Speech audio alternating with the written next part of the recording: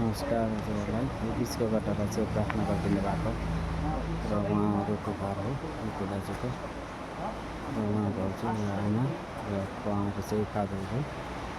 हामी प्रार्थना गरौँ। देशको शक्तिमान ईश्वर दयालु पिता, तपाईँले आफ्नो पुत्रद्वारा सबैको सृजना गर्नुभयो अनि यी सबैलाई आफ्नो राज्यमा जब बसाउनु भएको छ। जुन काम हामी यस परिवारले तपाईँको नामको महिमा औ हाम्रो लाभको निम्ति गरिरहेका छन्, यस घरको निर्माणमा अनि यसको भव्यको आशिषमा तपाईँको ज्ञान वरदानद्वारा प्रतिदिन अघि बढ्दै जान सकोस् अनि उचित समयमा सफल भई यसको समाप्तिसम्म पुग्न सकोस्।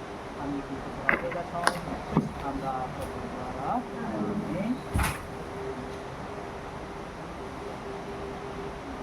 प्रभु परमेश्वरले हामीलाई अनि हामी सबैलाई अनि यस जगको निर्देशन गरिने अनि सबै कर्मचारीहरूलाई विशेष गरी जसको परिश्रमद्वारा यो काम गरिरहेका छन् उनीहरूमा आशिष बसाइदिन सक्छ।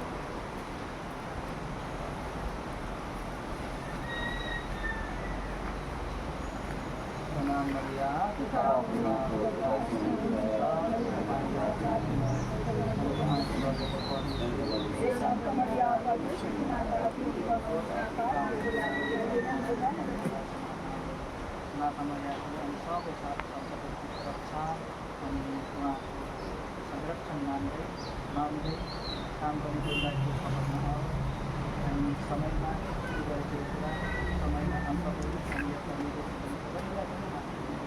विशेष गरी जुन परिवारले घर बनाइरहेका आफ्नो परिश्रमले उनीहरूमा विशेष गरी तपाईँको सान्त्वना परिपूर्णतामा